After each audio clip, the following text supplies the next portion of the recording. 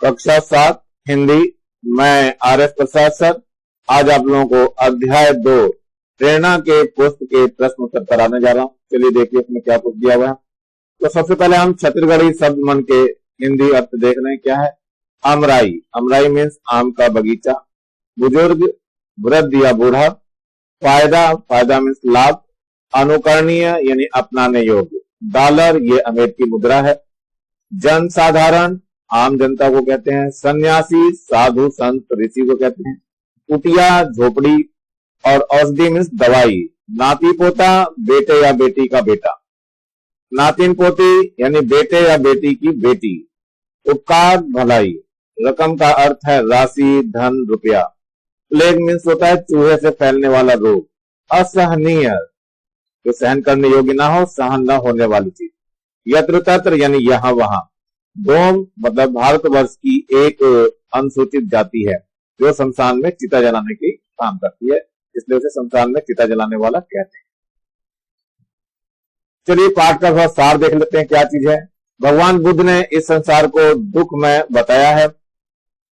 इस दुखमय संसार को सुखमय बनाने के लिए सर्वोत्तम उपाय है कि हम अपनी शक्ति के अनुसार संसार में सुख बांटें। ऐसा कार्य करें जिससे से अधिक जरूरतमंद, पीड़ित, बीमार एवं असहाय लोगों को सुख एवं प्रसन्नता मिले। हमें परमार्थ के लिए निस्वार्थ भावना से कार्य करना चाहिए। इस पाठ में परमार्थ की भावना से किए गए कार्यों का संक्षिप्त उल्लेख है। प्रश्न 1 है, बुजुर्ग को परिश्रम करते देखकर उससे नौजवान के क्या सवाल थे? तो बुजुर्ग को परिश्रम करते देख नौजवान ने पूछा, बाबा यह क्या कर रहे हो? अगला प्रश्न है, रेल के सफर करती बुजुर्ग महिला मुट्ठी से बाहर क्या बिखेर रही थी और क्यों? तो ये उत्तर है, रेल से सफर करती बुजुर्ग महिला मुट्ठी से बाहर सुंदर फूलों और फलों के बीच बिखेर रही थी, क्योंकि इनमें से कुछ भी अगर जड़ पकड़ ले तो लोगों को इनसे कुछ फायदा होगा। प्रश्न 3 है, अमेरिकी वैज्ञानिक फ्रैंकलिन बेंजामिन के बारे में अनुकरणीय बातें क्या सुनी जाती हैं? जरा देखते हैं उत्तर में क्या है।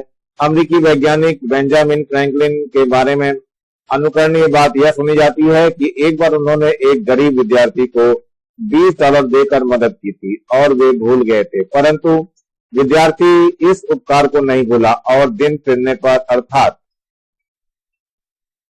विद्यार्थी के अच्छे दिन आने पर उन्होंने उस $20 को लौटाने फ्रैंकलिन के पास आए। तो फ्रैंकलिन ने कहा, मुझे याद तो नहीं है कि मैंने यह रकम आपको कब दी थी, खैर आप इसे अपने ही पास रखिए और जब आपके पास कोई ऐसा ही जरूरतमंद आए तो उसे यह दे दीजिए। उस व्यक्ति ने ऐसा ही किया। कहते हैं आज भी वह रकम अमेरिका में जरूरतमंदों के हाथों में घूम रही है। प्रश्न 4 है, महाप्राण विवेकानंद क्यों अस्थिर चित्त हो गए? उत्तर है, कोलकाता में प्लेग व्यापक रूप में फैल गया है। प्रतिदिन सैकड़ों लोगों की मृत्यु हो रही है। यह दुखद समाचार सुनकर महाप्राण विवेकानंद अस्थिर चित्त हो गए। प्रश्न 5 है, विवेकानंद ने सन्यासी जीवन के बारे में क्या बताया? उत्तर है इसका, विवेकानंद ने सन्यासी जीवन के बारे में बताया कि सन्यासी आवश्यकता पड़ने पर मठ में न रहकर वृक्षों के नीचे रहेंगे तथा भिक्षा प्राप्त अन्न और वस्त्र उनके लिए पर्याप्त होगा। अपने काम से विवेकानंद स्वदेश वासियों को क्या शिक्षा देने लगे? उत्तर है, अपने काम से विवेकानंद स्वदेश वासियों को यह शिक्षा देने लगे कि नर को नारायण मान सेवा करें तथा जातिगत आधार पर ऊंच नीच की भावना न रखें, जातिगत घृणा न करें तथा मानव धर्म को सर्वोपरि मानकर आलिंगन करें। प्लेग पीड़ित की सहायता के लिए विवेकानंद ने क्या क्या किया? तो ये उत्तर है आपका, प्लेग पीड़ित की सहायता के लिए स्वामी विवेकानंद जी ने एक बड़ी सी जमीन किराए पर ली और वहां पर कुटिया निर्माण की गई। जाति वर्ण विचार छोड़ असह्य प्लेग के मरीज को वहां पर लाकर कार्यकर्तागण सेवा कार्य में रत हुए। स्वामी जी भी स्वयं सेवा कार्य करने लगे। शहर की गंदगी साफ करने में औषधियों का वितरण करने में सभी कार्यकर्तागण सच्चे मन से लग गए। यह सब स्वामी जी के कारण हुआ। आपके आसपास ऐसे लोग होंगे जो दूसरों की सेवा के लिए बार बार प्रयास करते हैं। ऐसे लोगों के बारे में पता कर लिखिए। चलिए उत्तर देते हैं इसका। हमारे आसपास ऐसे बहुत से लोग दिखते हैं जो दूसरों की सेवा के लिए हमेशा तत्पर रहते हैं। वे निस्वार्थ भाव से दूसरों के लिए अपना जीवन अर्पित करते हैं। बच्चा स्वयं पता करे ऐसे लोगों के बारे में कि आपके गांव या मोहल्ले में यदि कोई ऐसा व्यक्ति है जो सामाजिक कार्य, स्वच्छता, बागवानी या अन्य कोई भी कार्य जो वे दूसरों के लिए करते हैं।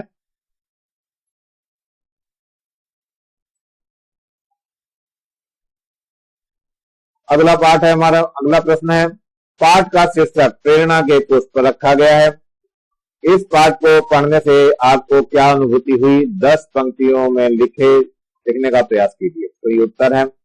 पाठ का शीर्षक प्रेरणा के पुष्प रखा गया है। इस पाठ को पढ़ने से हमें निम्नलिखित अनुभूति हुई। नंबर 1, हमें दूसरों की भलाई के लिए कुछ कार्य करना चाहिए। नंबर 2, सफर में जाते वक्त फूलों और फलों से बीज ले जाने की प्रेरणा मिलती है। नंबर 3, रोगी के लिए सेवा भावना की अनुभूति हुई। नंबर 4, जरूरतमंद लोगों की मदद करने की प्रेरणा मिली। और नंबर 5, नेकी कर दरिया में डाल की अनुकरणीय बातें बेंजामिन से मिली। नर को नारायण मान अर्थात मानव धर्म सर्वोपरि की अनुभूति हुई। नंबर 7 है, वृक्षारोपण करने की प्रेरणा मिली। नंबर 8 है, स्वार्थ की भावना त्याग करने की प्रेरणा मिली। नंबर 9 है, जातिगत आधार पर भेदभाव नहीं करने की प्रेरणा मिली। और नंबर 10 है, दूसरों के कष्ट में सेवा एवं सहायता करने की प्रेरणा मिली। अगला है प्रश्न हमारे पास, बुजुर्ग व्यक्ति अपने आने वाली पीढ़ी के प्रति कितने संवेदनशील होते हैं? इस पाठ से पता चलता है आपके आसपास के बुजुर्ग क्या चाहते हैं। इस पर उनसे बातचीत कर उन्हें संक्षेप में लिखिए। उत्तर है, हमारे आसपास के बुजुर्ग भी संवेदनशील हैं। वे प्रकृति प्रेमी हैं, पशु पक्षियों, गाय बैल आदि से स्नेह रखते हैं। वे यह भी सोचते हैं कि यदि आज हम कुछ पेड़ लगाएंगे तो हमारी आने वाली पीढ़ी को उसका लाभ मिलेगा। हमारे आसपास के बुजुर्ग यह चाहते हैं कि बच्चे उनके साथ कुछ पल व्यतीत करें।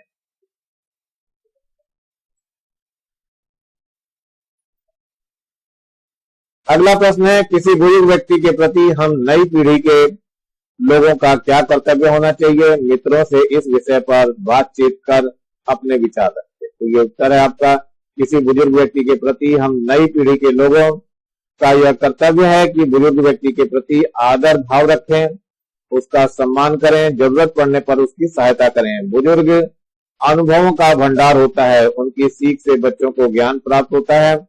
उनके पास बैठकर कुछ समय बिताएं, उनके जीवन के अनुभव सुने, उनकी बातों का आदर करें और उनसे नैतिक शिक्षा लें। अपने जीवन में अनुकरण करें, इनको अपने जीवन में ढालें। प्रश्न है, पाठ में जाति सूचक शब्द का प्रयोग देखने को मिलता है। क्या आपको लगता है कहीं से भी ऐसे प्रयोग मानवीयता, समानता या किसी सभ्य समाज का बोध कराते हैं?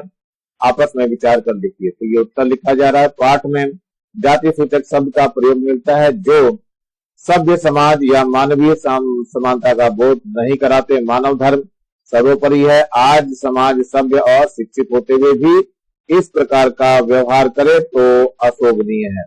व्यक्ति जन्म से नहीं कर्म से बड़ा होता है। जाति सूचक शब्दों से पूर्व प्रत्येक व्यक्ति को व्यक्ति मानना धर्म है और उनसे समानतापूर्ण व्यवहार करना चाहिए।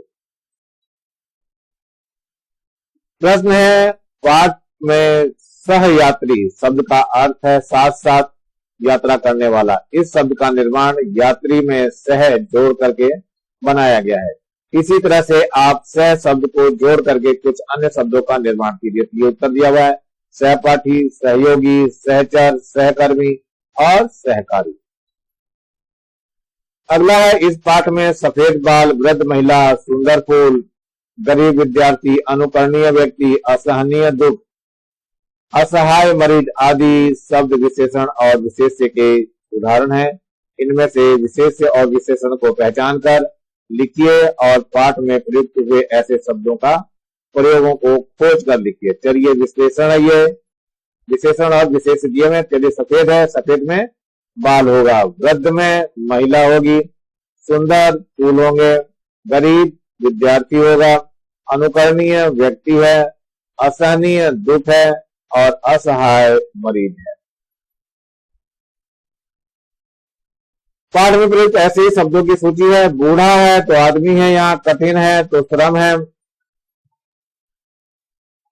दुख है तो समाचार है, कठोर है तो नियम है और बड़ी सी है तो जमीन है, ऊंची है तो जाति है।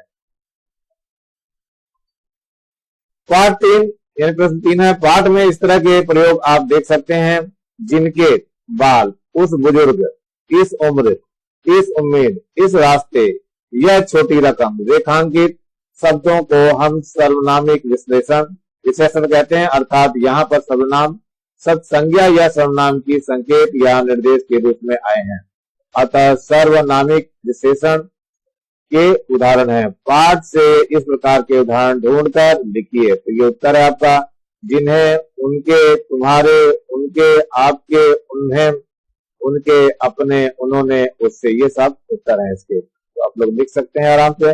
ये लेसन बच्चों समाप्त हो रहा है। नीचे लाल रंग का बटन दिखाई दे रहा है, इसको दबा के सब्सक्राइब कर लेंगे और मेरे वीडियो को लाइक करेंगे, कमेंट्स करेंगे और बेल आइकन को दबा लेंगे, जिससे मैं वीडियो डालूं तो आप लोगों को नोटिफिकेशन मिल सके। और ज्यादा से ज्यादा बच्चों को शेयर करना है, जिससे ज्यादा बच्चों को फायदा हो सके। Thank you, have a nice day. इसी के साथ मैं RS प्रसाद सर आज का वीडियो यहीं समाप्त करता हूं।